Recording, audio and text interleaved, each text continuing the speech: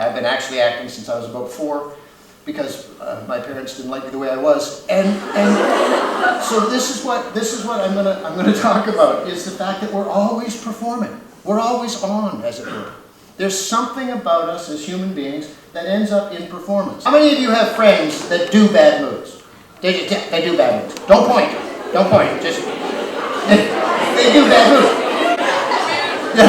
This one's just keeping their hand up. That's bad moves. That's bad moves. The deal is, when we get together in our society and in our culture, everything that you do, everything that you feel, ready?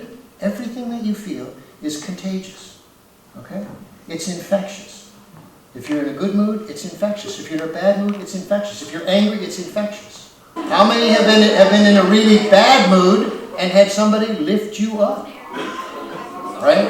These are choices, but this isn't just, ready for this? This isn't just an idea, this is a neural reality. This is the science of the brain. This is how we work. And as young people, and I'm going to tell you something, as young people, it's easier for you. People say, young people are so emotional. They're just emotional. Teenagers are just so crazy emotional. That's right. Do you know what's beautiful about that? You're crazy emotional. That's an amazing thing. You're more in touch with your feelings. Us old people, we got to think about our feelings. You know, I know my feeling now. Okay, I'm feeling that. Oh, now I'm feeling that. Not you. You go, I'm feeling this. I'm feeling this. Right? It happens real quick. It happens real nice. You can't ignore it. You have to pay attention to it and say, what is it, and do I choose it? And that's what the applique is for. Pause, step back, breathe, and say, what am I going to infect people with in the next few minutes? What am I choosing to give the world in the next few minutes?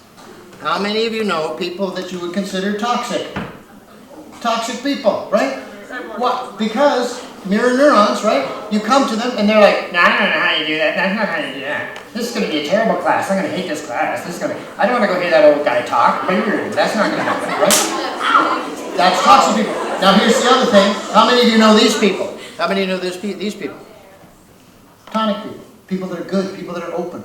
People that are positive. People that lift you up, right? I have a friend named Jim Morrow. And Jim is my tonic person. If something's going wrong, I can call Jim, and he will say something positive no matter what happens. I can say, Jim, I was in a car accident. I got 2 broken legs, snapped vertebrae in my neck. I'm on traction for the next 6 months. I got to stare at the ceiling, and I don't get to eat anything but slop. Right? And for 6 months, I'm not allowed to leave this room. He would pause for about 3 seconds, and then he'd go, you get to binge watch Netflix. Right away. And I'd go, yeah, I do. Yeah, thanks, man. Bye. We need people like that. And you know what? We need to be people like that. Which would you rather be? A toxic person or a tonic person? How you see the world determines how you feel and think. How you feel and think determines how you act. And how you act determines your destiny. Simple. Simple. Now, switch it around. If you don't like where you are, if you don't like how you're feeling, guess what? Guess what? What were you doing yesterday? Because that's how you got here. How did you get here? Because of how you thought and felt. What did you think and feel, and why did you think and feel that? Because of how you saw the world. If you're having a good day, guaranteed, it's because you're feeling and thinking good thoughts. You're seeing things in a happy, optimistic way. Switch it around. You're having a bad day, it's because you're not seeing the world other than through those dark glasses. And that happens. That happens to all of us. There was a gentleman named Rubin. He's a psychologist. A gentleman named Rubin. In 2009, he did a study. And he said, if you give a person evenly hovering attention, does everybody know what that would look like? Just look at them and say, hi, how you doing? I want you to look at each other. Don't have any feelings or expressions right now. Just look at each other until I tell you to stop. Just look.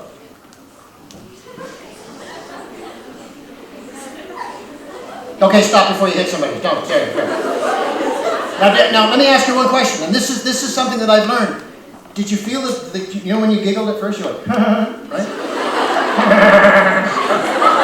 Do you know why you giggle? You giggle because it's nervous. Do you know why it's nervous? Because when you're giving somebody evenly hovering attention, right?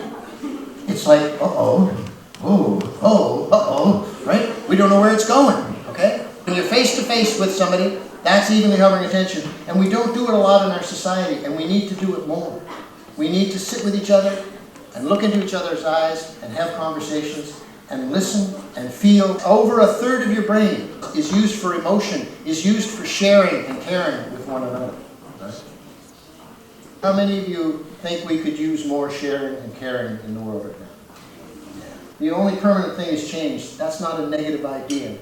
We need changes, and we need good changes, and you can lead it. Thank you very much. Blessings to you.